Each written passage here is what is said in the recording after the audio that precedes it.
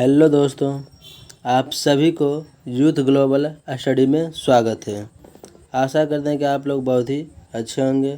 आज हम इस वीडियो में टेम्परेचर एंड हीट यानी कि ऊष्मा और ताप के क्वेश्चन का डिस्कशन, प्रीवियस ईयर और एनसीईआरटी दोनों के क्वेश्चन का डिस्कशन कराया जाएगा। इससे पहले के दो वीडियो में 1 से लेकर 80 क्वेश्चन तक डिस्कशन करा दिया गया है। आज इस वीडियो में 81 क्वेश्चन से डिस्कशन कराया जाएगा। चलिए अब पहला क्वेश्चन नंबर आज देखते हैं कि एक गर्म पिंड द्वारा ऊष्मा का तीव्रतम विकिरण होगा यदि उसका सतह जो होगा श्याम और विषम होना चाहिए, यानी कि ऑप्शन नंबर इसका डी हो जाएगा, तभी उसमें तेजी से विकिरण होगा। चलिए अगला क्वेश्चन देखते हैं। द्रव तापमापी की अपेक्षा गैस तापमापी अधिक संवेदी होता है। क्यों? क्योंकि जो गैस तापमापी जो होता है वह द्रव के अपेक्षा क्या होगा, गैस अधिक प्रसार होता है, यानी कि गैस जो होता है वह बहुत ही स्पीड में वह क्या होता है, फैलता है। इसीलिए ऑप्शन नंबर इसका बी हो जाएगा कि द्रव की अपेक्षा अधिक प्रसार होता है गैस का। चलिए अगला क्वेश्चन देखते हैं। आर्द्रता मापी यंत्र की सहायता से निम्नलिखित में से किसका मापन किया जाता है? तो आर्द्रता मापी के द्वारा अपेक्षिक आर्द्रता को मापा जाता है, या फिर इसका दूसरा नाम बोल सकते हैं हाइग्रोमीटर। हाइग्रोमीटर के द्वारा अपेक्षिक आर्द्रता को मापा जाता है। इसका ऑप्शन नंबर सी हो जाएगा। चलिए अगला क्वेश्चन देखते हैं। पूर्ण विकिरण तापमापी किस सिद्धांत पर आधारित होता है? तो पूर्ण विकिरण तापमापी जो था वह स्टीफन के नियम पर आधारित होता है, यानी कि ऑप्शन नंबर इसका सी हो जाएगा। चलिए अगला क्वेश्चन देखते हैं। निम्नलिखित में से कौन सा विकल्प उष्णता का कुचालक यानी कि बेड कंडक्टर है? बेड कंडक्टर मतलब क्या होगा, मतलब जो अच्छा कंडक्टर, अच्छा कुचालक नहीं है। तो इसके तो पहला हो गया लकड़ी जो अच्छा कुचालक नहीं है, यानी कि ऑप्शन नंबर इसका ये हो जाएगा। बगैर हीरा हो गया, पानी हो गया, माइका हो गया, ये एक अच्छा कंडक्टर होगा, यानी कि लकड़ी जो अच्छा कंडक्टर नहीं, यानी कि ऑप्शन नंबर इसका ए हो जाएगा। चलिए अगला क्वेश्चन देखते हैं। बोरोसिलिकेट ग्लास बर्तन का माइक्रोवेव में प्रयोग किया जाता है। क्यों? क्योंकि यह अत्यधिक ऊष्मा प्रतिरोधी है। बोरोसिलिकेट ग्लास बर्तन का माइक्रोवेव में प्रयोग किया जाता है। इसका प्रयोग इसलिए किया जाता है क्योंकि यह अत्यधिक ऊष्मा का प्रतिरोधी करता है, यानी कि ऑप्शन नंबर इसका ए हो जाएगा, बी हो जाएगा। चलिए अगला क्वेश्चन देखते हैं। तप्त जल के थैले में जल का प्रयोग किया जाता है क्योंकि इसका जो विशिष्ट ऊष्मा जो होता है वह अधिक होता है, इसीलिए तप्त जल के थैले में जल का प्रयोग किया जाता है। ऑप्शन नंबर इसका सी होता है।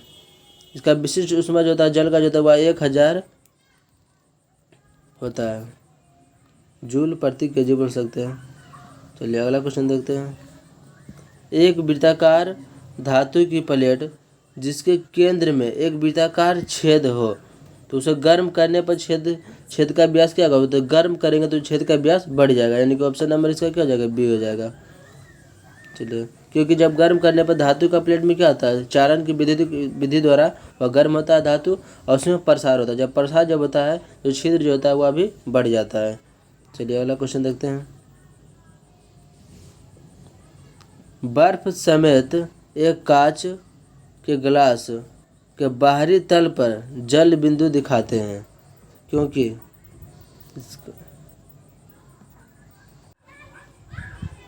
यानी कि जब बर्फ समेत एक कांच के गिलास के बाहरी तल पर जो जल बिंदु दिखते हैं वह क्यों दिखते हैं? क्योंकि वायु की नमी जो होता है वह गिलास के ठंडे तल के संपर्क में आकर जल की बूंदों के रूप में घनीभूत हो जाता है, यानी कि ऑप्शन नंबर इसका बी हो जाएगा। चलिए अगला क्वेश्चन देखते हैं।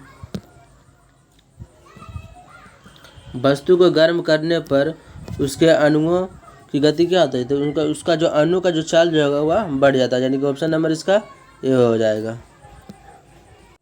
अगला क्वेश्चन देखते हैं। किसी वस्तु का ताप किसका सूचक है?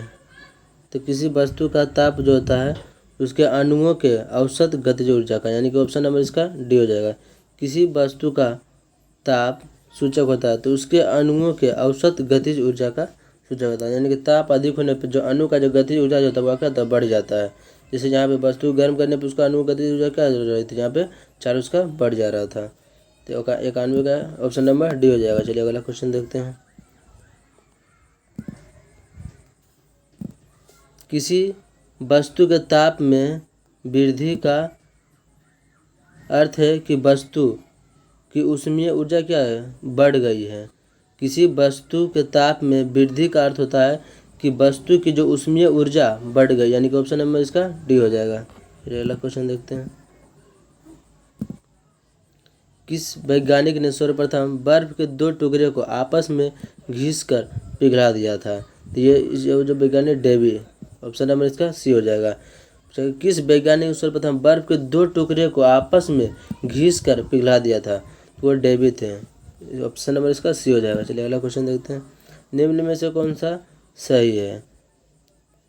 तो ऑप्शन नंबर इसका ए हो जाएगा। यानी कि डब्ल्यू बराबर होता है जे क्यू, वही लिख दिया, जे बराबर W by Q. Option number इसका ए हो जाएगा। ये फॉर्मूला इसको याद भी रखना जरूरी है क्योंकि ये इस पर भी न्यूमेरिकल रहता है। चलिए अगला क्वेश्चन देखते हैं। बैरोमीटर में पारे के ऊपर के स्थान में थोड़ी आर्द्रता प्रवेश कराने पर क्या होगा? तो पारे का जो स्तंभ जो होता है वह गिर जाता है। यानी कि उसमें जब आर्द्रता जब प्रवेश करता है तो वह उसका स्तंभ जो होता है वह गिर जाएगा। यानी कि ऑप्शन नंबर इसका ए हो जाएगा। चलिए अगला क्वेश्चन देखते हैं। यदि कांच एवं पारद का आयतन विस्तार गुणांक बराबर होता है तो पारद कांच नली थर्मामीटर में पारद जो था वह कभी कार्य नहीं कर सकता। यानी कि ऑप्शन नंबर इसका ए हो जाएगा, कार्य नहीं करता है।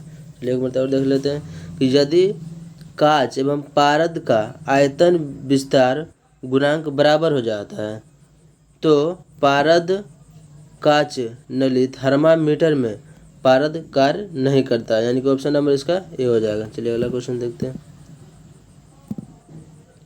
लोहा, तांबा, एल्युमिनियम तथा पीतल में किसकी रेखीय प्रसार गुणांक सबसे उच्च होता है? तो एल्युमिनियम हो जाएगा। यानी कि ऑप्शन नंबर इसका बी हो जाएगा। एल्युमिनियम का जो रेखीय प्रसार गुणांक जो होता है वह अधिक होता है, इसीलिए इसका एल्युमिनियम का प्रयोग देखते होंगे कि तार बनाने में किया जाता है। यानी कि उसमें रेखीय प्रसार बहुत ही ज़्यादा आता है। प्रसार जो होता है तीन प्रकार का होता है, एक रेखीय प्रसार होता है, एक क्षेत्रीय प्रसार होता है और तीसरा जो होता है आयतन प्रसार होता है। चलिए अगला क्वेश्चन देखते हैं। ताप में वृद्धि से प्रत्यास्था मापों के मान जो होता है वह क्या होता है, घट जाता है। ताप में वृद्धि से प्रत्यास्था माप के मान घटता है। ऑप्शन नंबर इसका ए हो जाएगा। चलिए अगला क्वेश्चन देखते हैं। दिल्ली में जल का क्वथनांक 100 डिग्री सेल्सियस है एवं मसूरी में जल का तापमान क्या होगा? तो दिल्ली में 100 डिग्री सेल्सियस है तो मसूरी में भी जल का तापमान कितना हो जाएगा? मसूरी में जो होगा जल का तापमान से कम होगा। यानी कि ऑप्शन नंबर इसका बी होगा, क्योंकि ऊंचाई बढ़ने पर जल का क्वथनांक का मान क्या था, घटता है। तो ऑप्शन नंबर इसका बी हो जाएगा। चलिए अगला क्वेश्चन देखते हैं। 100 डिग्री सेल्सियस पर वाष्प पानी की तुलना में ज़्यादा तीव्र ज्वलनशील होता है। क्यों? क्योंकि वाष्प अधिक तो गुप्त ऊष्मा प्रसार करता है। यानी कि ऑप्शन नंबर इसका सी हो जाएगा। यानी कि जो पानी जो पानी जो होता है, जो गर्म पानी जो होता है उससे कई गुना अधिक जो वाष्प जो होता है उसकी ऊष्मा अधिक होता है, इसीलिए ऑप्शन नंबर इसका सी हो जाएगा। चलिए अगला क्वेश्चन देखते हैं।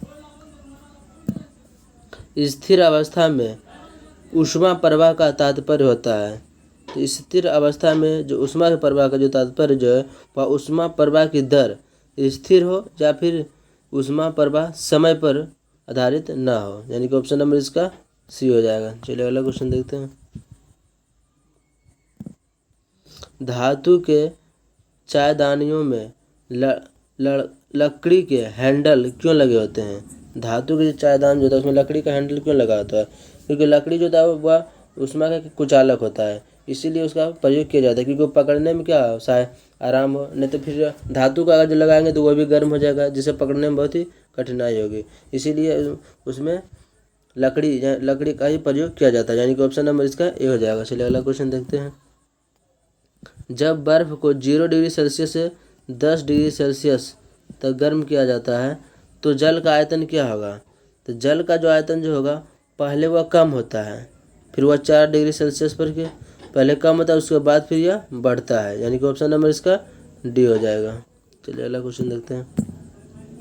यदि जल को 10 डिग्री सेल्सियस से 0 डिग्री सेल्सियस तक ठंडा किया जाए तो क्या होगा? तो पहले क्या होगा कि जल का जो आयतन जो होगा वो 4 डिग्री सेल्सियस पर तो कम होगा, फिर बढ़ेगा, यानी कि ऑप्शन नंबर इसका ये हो जाएगा।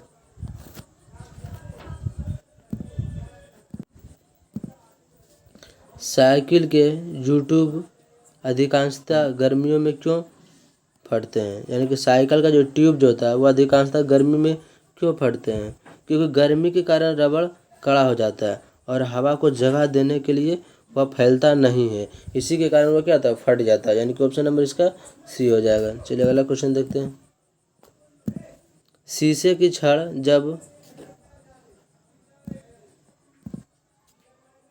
की छड़ जब भाप में रखी जाती है तो इसकी लंबाई बढ़ जाती है, परंतु इसकी चौड़ाई जो होगा क्या होगा, तो उसको चौड़ाई में कोई परिवर्तन नहीं होगा, यानी कि वो व्यवस्थित होती है, ऑप्शन नंबर इसका डी हो जाएगा।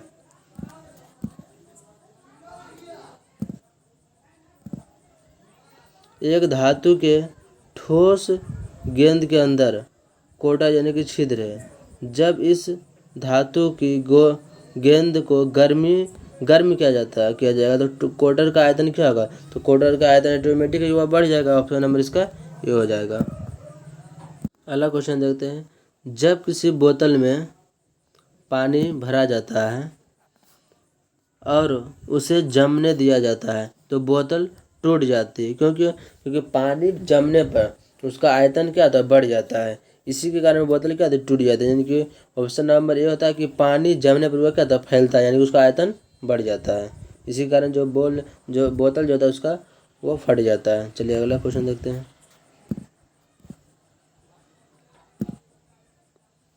अत्यधिक शीत ऋतु में पहाड़ी पर पानी की पाइपलाइनें फट जाती है, इसका कारण है?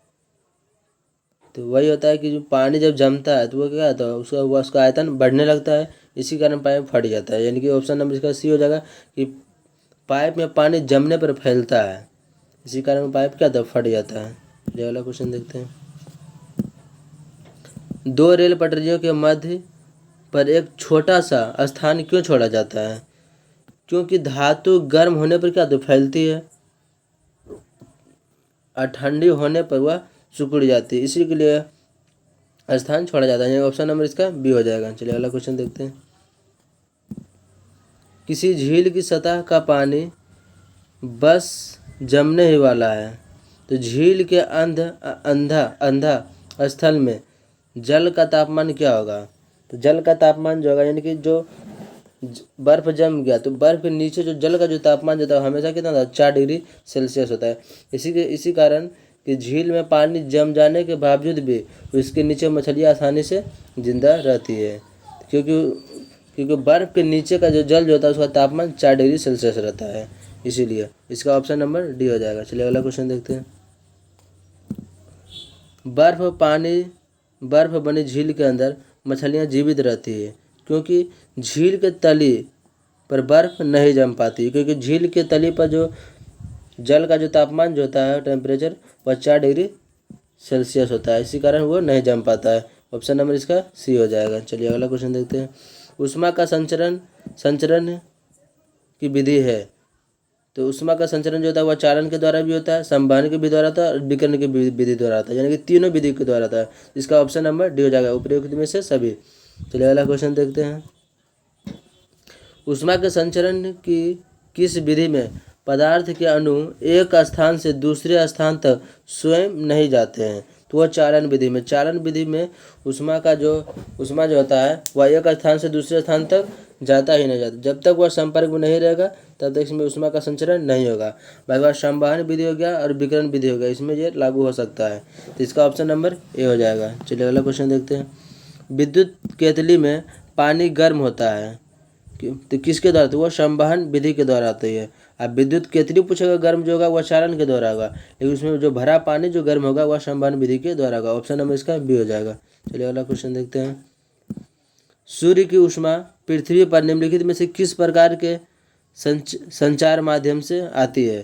तो सूर्य की ऊष्मा जो पृथ्वी पर जो पड़ती है वह विकिरण विधि के द्वारा आता है, तो इसका ऑप्शन नंबर बी हो जाएगा। चलिए अगला क्वेश्चन देखते हैं।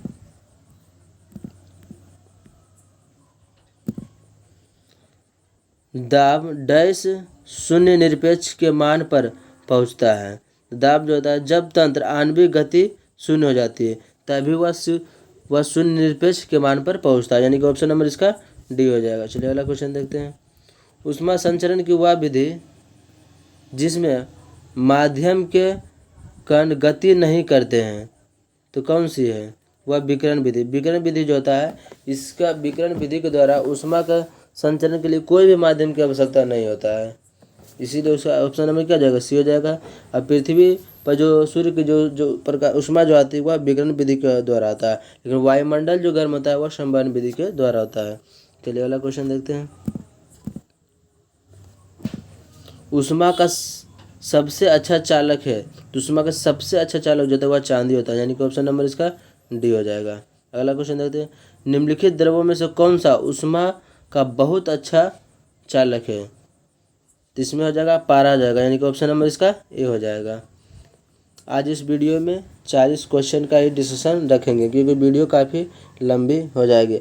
आगे का क्वेश्चन अगले वीडियो में करा दिया जाएगा।